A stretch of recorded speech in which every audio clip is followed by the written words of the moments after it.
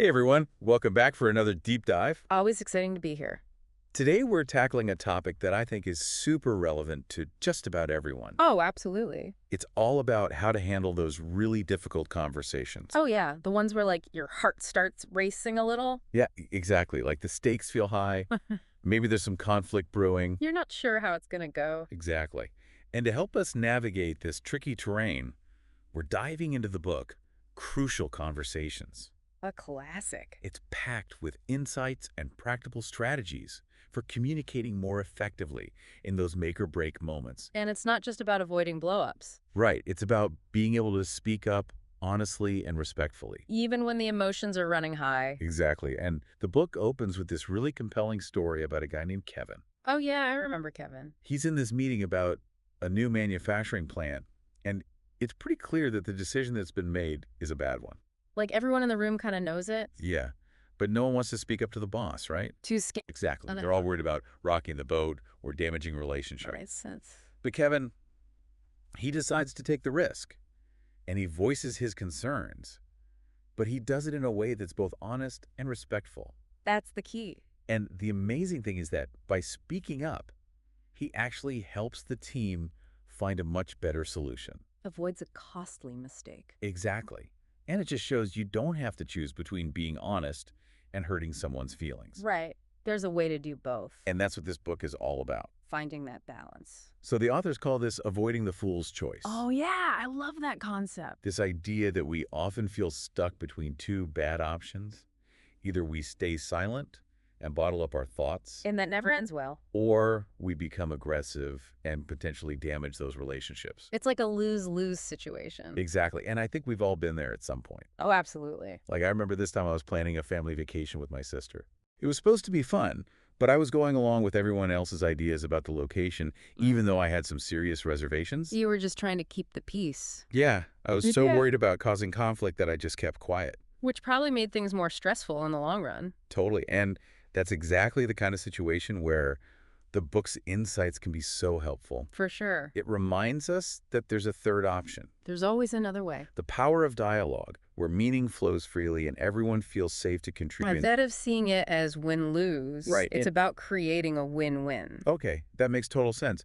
But how do we actually create that space for dialogue? Right. It's easy to say, but in the heat of the moment, it can feel almost impossible. Totally. My heart's already racing just thinking about it. Well, that's where the book really shines. It gives us a practical framework for understanding our emotions, Oh, that's so important. how they can hijack those conversations. Because, let's be real, emotions can get the best of us. And then it gives us tools to take back control. Okay, I'm liking this. One of the key concepts is what they call the path to action. Okay, the path to action. It explains how we often react based on the story we're telling ourselves in our heads. Not necessarily the facts Right. It starts with what we see, but then it's how we interpret those observations. and how we tell the story about how what it- we see. Exactly. That shapes how we feel and ultimately how we act. So it's like with my sister in the vacation, I was seeing all these potential problems, Right. but I was also telling myself a story. About what would happen if you spoke up. Yeah, like she'd get upset if I disagreed with her. Yeah. And that story led to my anxiety and my decision to stay silent. It's like we create these self-fulfilling prophecies. Wow. I never thought about it like that. And the book provides a great example of this with Greta, the CEO, Okay, Greta the CEO. who gets publicly challenged about this expensive office renovation I know. while asking everyone else to cut costs. Oof, that's a tough spot. Her initial reaction is totally defensive, I can imagine. but then she manages her emotions and redirects the conversation. That's impressive. She acknowledges the question, admits to a potential oversight, Instead of just getting defensive. and she turns a potentially explosive situation into an opportunity for growth. Okay, so it's not about suppressing our emotions, No, not at all. but understanding where they come from Recognizing those stories we're telling ourselves? and then choosing how we respond. Exactly. Which brings us to the crucial element of safety. Safety is paramount. The book emphasizes that without safety, open and honest dialogue is pretty much impossible. It's like trying to have a productive conversation while walking on eggshells. Right, you're so worried about saying the wrong thing that you can't really be yourself. And they highlight two key components of safety: Okay, two key components. mutual purpose and mutual respect. Okay, I'm listening. Mutual purpose means ensuring everyone feels like they're working towards a shared goal. It's not about one person winning and the other losing. Exactly. It's about finding a solution that benefits everyone involved. Okay, that makes sense. And mutual respect means valuing each other's viewpoints even when you disagree. Okay, so thinking about disagreements you've had, did you and the other person truly share a common goal, or were you each focused on your own individual needs? How did that affect the conversation? That's a good question. The book gives a great example with this couple, Oba and Mari. Okay, Oba and Mari, what happened with them? Oba tries to have this conversation about Mari coming home late from work and neglecting their relationship. Sounds tricky. But he completely fumbles it because he doesn't establish safety. Oh, no. Mari feels attacked and the conversation goes nowhere. It's like he skipped that crucial step of setting the stage for a productive conversation. Exactly. He just dives right into the criticism. And she gets defensive. And the whole thing backfires even though he had good intentions. It just shows that even if you're coming from the right place... You got to prioritize that safe space. Absolutely. Okay, so how do we actually do that? How do we create that safety and share our perspectives in a way that's both honest and respectful? Well, the book introduces this 5-step process called STATE. Ooh, state. Tell me more about state. It sounds like a secret code. Right. It stands for share your facts, tell your story, ask for others' paths, talk tentatively, and encourage testing. Okay, so it's not about bulldozing through with our own opinions, Right. but about laying out the facts, Yeah. sharing our perspectives, and genuinely inviting other viewpoints. Exactly. It's about creating understanding. I like that. And they illustrate this with the story of Anita and her daughter, Amber. Okay, Anita and Amber. Anita suspects Amber of stealing money, Oh, no. but instead of accusing her outright, Which would be so easy to do. she uses state to address the issue. So what does that look like? She starts by sharing the facts, the missing money. Right. Then she tentatively expresses her concern, leaving space for Amber to share her side of the story. What a difference from just yelling, "You stole my money!" It creates an environment where Amber feels safe enough to be honest. Even if it means admitting to a mistake? It's a win for their relationship. That's so powerful. And even if Amber hadn't taken the money, Right. Anita's approach would have allowed them to have an open conversation, clearing up any misunderstandings and strengthening their bond. It's like a roadmap for those tricky conversations where you need to be honest but also maintain a healthy relationship. Exactly. I'm already seeing how this could be helpful in my own life. I think we all can. But what about those times when the other person clams up or blows up? Those are tough. How do we handle those situations because they don't exactly feel safe? Great question. And the book doesn't shy away from those tougher scenarios. Okay. Good. It acknowledges that people go silent or aggressive because they feel unsafe. Right. It's a defense mechanism. And it introduces a set of skills called AMPP to help us understand those reactions. Okay. AMPP. Tell me more. It stands for Ask, Mirror, Paraphrase, and Prime. Okay. I'm following. These skills help us draw people out, make them feel safe enough to share. Even when they're struggling to express themselves. Exactly. So it's like a toolkit for understanding what's going on beneath the surface. The emotions, The- motivation. Once you tap into that, you can address the root of the problem. And they use the example of Sanj, a project manager, Okay, so whose team is terrified to share their concerns. because they're afraid of getting fired? Exactly. The previous manager was a real tyrant. Yikes. So Sanj learns to use AMPP to uncover their anxieties and create a space where they feel safe enough to speak up. That's a game changer for any leader. But it applies to any relationship where open communication is important, Right, it's about understanding where the other person is coming from so you can work together. instead of battling it out. Okay, so we're making progress here, we're creating safety, we're sharing our perspectives. But something that really resonated with me was this concept of retaking your pen. Oh yes, retaking your pen, love that. Tell me more about this. Why is it so important? Especially in the context of these crucial conversations. Because sometimes these conversations can really hit you hard. They can make you question yourself. Exactly. Yeah. So how do we protect ourselves in those moments? Well, the book highlights this through Marlon, Okay, Marlon. a reformed convict at this intense rehabilitation program. What kind of program? It's called the Other Side Academy. Okay, the Other Side Academy. They have this process called games, where students give each other unfiltered feedback. Wow, unfiltered. It's about confronting your flaws and learning to handle criticism. That sounds intense. It is, and initially Marlon was super defensive, lashing out at any perceived criticism. That's understandable. But over time, he learned to detach his self-worth from the feedback. Wow, so it's not about ignoring feedback. No, it's about choosing how we internalize it. We have the power to decide what we let define us. Exactly. We're not victims of other people's opinions, That's a powerful message, especially in today's world. where we're constantly bombarded with opinions and judgments. Okay, so we've covered a lot of ground here. We've talked about the fool's choice, the power of dialogue, the importance of safety state MPP, and retaking your pen. It's a lot. It is. But it's all so insightful, and I'm already feeling more equipped to handle those challenging conversations. I think we all are. But I'm also curious about how we can turn these conversations into action. Right. It's one thing to talk, but how do we actually make things happen? Because we all know those people who are great at talking. But not so great at doing. Exactly.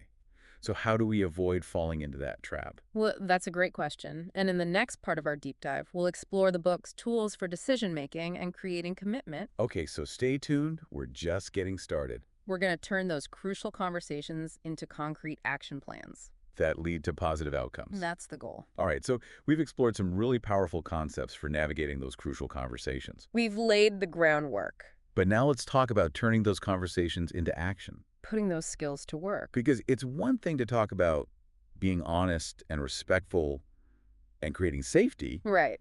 but how do we actually make things happen? How do we make sure those conversations lead to real change? Exactly. Because I think we all know people who are great at talking. Oh, yeah, all talk, no action. Exactly. So how do we avoid falling into that trap? Well, the book offers some really practical tools for decision-making and creating commitment. Okay, that's what we need, tools. One thing that really stood out was their approach to decision-making. Okay, decision-making, that's crucial. They break it down into 4 distinct methods: 4 methods, okay. command, consult, vote, and consensus. So it's like choosing the right tool for the job. Exactly. Love that. And they emphasize that sometimes the most efficient way to make a decision is for someone to just make the call. Okay, so like if you're the expert, you have the authority, you make the decision and everyone moves forward. Exactly, that's command. Okay, command makes sense. Then there's consult, where you gather input from others. Okay, you're getting different perspectives. But ultimately, you as the decision maker make the final call. So it's a balance between getting input and being efficient. Exactly. Okay, I like that. And then you have vote. Well, that's pretty straightforward. Majority rules. Simple. Works well when you need a quick decision. And everyone gets a say.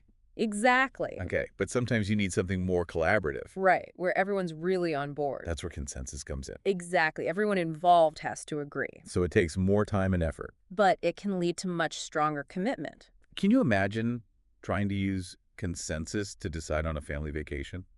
Oh my gosh, that would be a challenge. So many opinions. But it highlights how these principles apply in all sorts of situations. Right from the boardroom to the living room. It's about being intentional about how you make decisions. Not just reacting, but choosing the approach that makes the most sense. Exactly. Okay, so we've made a decision now. How do we actually ensure it gets implemented? Ah, yes, the implementation phase. Because I've been in so many meetings where we all agree on a plan, but then nothing happens. It's so frustrating. So how do we avoid that? Well, the book offers a really simple framework. I love simple. Who does what by when and how will you follow up? Okay, so we're talking about accountability here. Exactly, making sure everyone knows what they're responsible for. And that there are deadlines. And that someone's checking in to make sure things are moving forward. So it's not just about making a decision. It's about taking action. Turning those words into reality. They use this great example of Wendy, Okay, Wendy. who's facing a tough conversation with her manager, Sandrine. Oh, Phil, it sounds like a classic crucial conversation. It is, the project timeline is unrealistic decisions are being made without her input, and Sandrine's putting a ton of pressure on her. So how does she handle it? She uses all the tools we've been talking about. Okay, so state MPP. She chooses the right topic, starts with heart sets boundaries, So she's advocating for herself, but also maintaining a positive relationship. and she's able to come to a more workable solution. It's really inspiring to see these principles in action. It's like she took the book and brought it to life. It highlights how these skills can be applied in all sorts of challenging situations. Because the truth is, these conversations are inevitable. They're going to happen whether we like it or not. So it's better to be prepared. To have the skills to navigate them effectively. So it's not about avoiding conflict. It's about managing it constructively. And the book doesn't shy away from those tough, yeah, but moments. Oh, yeah, the what ifs. Like, what about those people who just seem impossible to deal with? The ones who take offense at everything? Or the ones who break their promises over and over again? They address those scenarios head on. Okay, For phew. example, they talk about dealing with highly sensitive people. Oh, yeah, those are tricky. And they offer strategies for approaching those conversations in a way that minimizes defensiveness. That's helpful. And they also talk about situations where someone has repeatedly broken a promise. Ugh, so frustrating. It's like you're stuck in this endless loop. How do you break free? Well, they encourage us to look beyond the surface behavior and ask, what's the real issue here? Okay, so get to the root of the problem Exactly. instead of just reacting to the symptoms. They offer this acronym CPR, Okay, another acronym. I love it. Content Pattern Relationship. Okay, break it down for me. The first time an issue arises, you address the content. What happened? The second time, you focus on the pattern. Okay, so this is a recurring theme. And if it keeps happening, you need to look at the relationship. How is this impacting our connection? It's about taking a more holistic approach. I like that. And they also offer guidance on when to just let things go. Oh, yeah. Sometimes that's the best approach. If the cost of addressing the issue outweighs the benefits. Choosing your battles. Exactly. And they have some great questions to help you make that decision. Is this my problem to solve? Is this the right time to address it? Am I the right person to have this conversation? Those are really good questions to ask yourself, It's about being strategic. not just charging in. And finally, they offer some tips on what to do when we're tempted to avoid the conversation altogether. Okay, we all do that sometimes. They identify 3 common signs that we're letting fear hold us back. Okay, I'm listening. 1, when we start complaining to others instead of addressing the issue directly. Oh, yeah, I'm guilty of that. 2, when our conscience is nagging us. That little voice inside. And 3, when we're downplaying the cost of inaction, So we're making excuses. exaggerating the risks of speaking up. So we're catastrophizing. Exactly. We're letting fear get the best of us. So how do we overcome that fear? Well, they encourage us to practice, to intentionally seek out opportunities to use these skills. So it's like anything else, the more you do it, the easier it gets. Exactly. It's a lifelong journey of developing our communication mastery, And this book gives us the tools to make that journey. a roadmap for success. I love that analogy. Okay, so we've covered a ton of ground in this deep dive. A lot of really powerful concepts. And I'm already feeling so much more equipped to handle those crucial conversations. That's great to hear. But I want to take a moment to really connect all of this back to our listeners. Make it personal. Exactly. Because at the end of the day, this isn't just about theory. It's about real life. It's about those everyday moments Yeah. where we're faced with those tough conversations, The ones that can make or break our relationships. or even just our peace of mind. So think back to a recent conversation that left you feeling frustrated or unheard, Maybe it was with your partner, a coworker, a friend. or even a family member. Maybe you knew you should say something, but the words just wouldn't come out. Or maybe you did speak up, but it backfired and things just got worse. We've all been there. These are the exact moments where the skills we've been talking about can make all the difference. It's like having this toolkit you can pull out. To turn a potential argument into a moment of connection. I love that. And the book reminds us that these principles aren't just for those big dramatic conflicts. Right, it's not just about those huge blowouts. It's about improving the quality of our everyday interactions. Those little moments that make up our lives. Like when your barista gets your order wrong. Yeah. Or when you need to talk to your neighbor about their barking dog. Exactly. It's about feeling empowered to advocate for yourself. To express your needs and navigate those everyday situations with grace.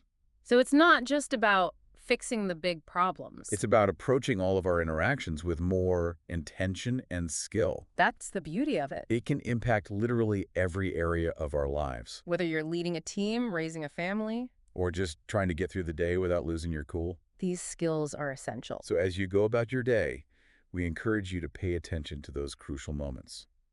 Notice when conversations start to feel tense. When the stakes feel high and the emotions are simmering. And instead of falling back on old patterns, Remember the tools you've learned. choose dialogue over silence or violence. Remember state. Share your facts. Tell your story. Ask for others' paths. Talk tentatively and encourage testing. And use AMPP to really understand where others are coming from. Even when they're struggling to express themselves. And of course, retake your pen. Don't let other people's opinions define your worth. You have the power to choose how you respond. These are the skills that will help you communicate more effectively Build stronger relationships. and create positive outcomes in all areas of your life. So the next time you find yourself facing a crucial conversation, remember, you've got this. You have the tools and the power to make a difference. And that's a wrap on our deep dive into crucial conversations. It's been a pleasure exploring this book with you. We hope you found these insights as valuable as we have. Remember, these conversations are opportunities for growth, So embrace them with courage and compassion. and keep practicing those skills. And till next time, keep learning, keep growing, and keep having those crucial conversations that can transform your life.